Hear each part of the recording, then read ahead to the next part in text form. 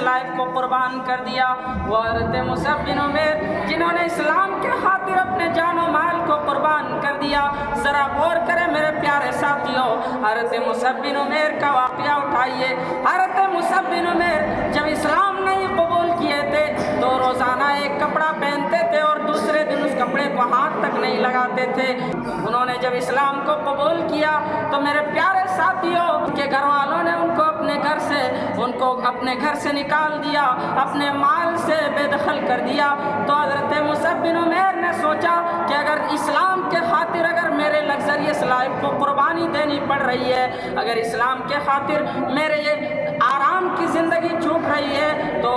میں اس چیز کو ضرور قربانی دے دوں گا۔ میرے پیارے ساتھیوں، کیونکہ انہوں نے جانا تھا ان الدین عند اللہ الاسلام، کہ اللہ تعالیٰ کے نزدیک اگر کوئی دین ہے تو دین اسلام ہے، تو انہوں نے دین اسلام کو قبول کر کے اپنے گھر بار کو چھوڑ دیے، اپنے لگژریس لائف کو قربان کر دیے۔ تو اس کے بعد صحابہ کرام کہا کرتے تھے کہ حضرت مصعب بن عمیر کو جب ہم اور آپ دیکھتے تھے تو بڑا ترس آیا کرتا تھا کہ حضرت مصعب بن عمیر اپنے کپڑے میں پیبند لگا کر کے پہنا کرتے تھے۔ حضرت مصعب بن عمیر، اس کے بعد اللہ کے نبی صلی اللہ علیہ وسلم نے اس کو بھیجا مدینہ میں دعوت و تبلیغ کے۔ تو میرے پیارے ساتھیوں، تاریخ کے اوراق پلٹیے، تاریخ کے اوراق اس بات پر شاہد عدل ہیں، گواہ ہیں کہ حضرت مصعب بن عمیر نے 2 سال کے اندر سے 2 سال کے اندر میں 2.5 سال کے اندر میں اتنی زیادہ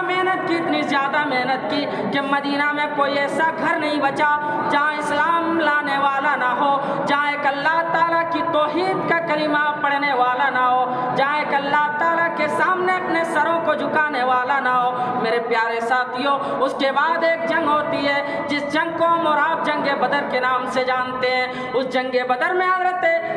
مصعب بن عمیر نے بڑی جواں مردی کے ساتھ اس میں بہت جواں مردی کے ساتھ لڑائی کی، کافروں کے خلاف بڑی جواں مردی کے ساتھ انہوں نے اپنے طاقت کا مظاہرہ کیا اور لوگوں کو پچھاڑ دیا، بہت سارے لوگوں کو مارے۔ میرے پیارے ساتھیوں، جن میں مسلمانوں کو بڑی شاندار فتح ملی۔ اس کے بعد جنگ احد کا معاملہ دیکھیے۔ جنگ احد میں صحابہ کرام میں سے 70 صحابہ شہید ہو جاتے ہیں، ان میں سے ایک آدمی بھی وہ ہوتے ہیں جن کو اللہ کے نبی صلی اللہ علیہ وسلم نے مدینہ میں دعوت و تبلیغ کے لیے بھیجا تھا۔ میرے پیارے ساتھیوں، اور جب اس کو دفنایا جا رہا تھا، اللہ کے نبی صلی اللہ علیہ وسلم ان 70 صحابہ کو دفناتے جاتے، روتے جاتے، لیکن جب حضرت مصعب بن عمیر کی باری آئی تو حضرت مصعب بن عمیر کا تو یہ حال تھا،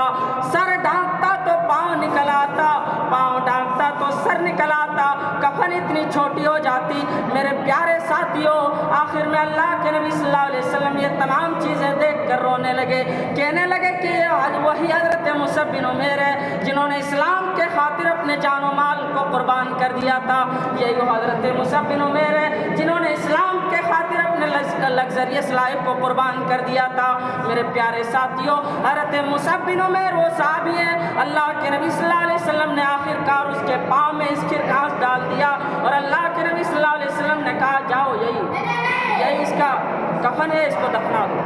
میرے پیارے ساتھیوں، صحابہ کرام تو وہ تھے جنہوں نے اسلام کے خاطر اپنے جان و مال کو قربان کر دیے تھے، اور آج ہماری اور آپ کی حالت ہے کہ ہم اور آپ اگر تھوڑے کہیں سے زیادہ پیسے مل جاتے ہیں، ہم اور آپ اپنے پیسے کی وجہ سے اپنے دین و ایمان کو بیچنے پر مجبور ہو جاتے ہیں۔ اسی لیے تو اللہ کے نبی صلی اللہ علیہ وسلم نے فرما دیا تھا، ایک دور ایسا بھی آ جائے گا کہ ابیع دینہ بعرض من الدنیا، لوگ اپنے دین کو دنیا کے بدلے میں بیچ دیں گے، اپنے دین کو دنیا کے بدلے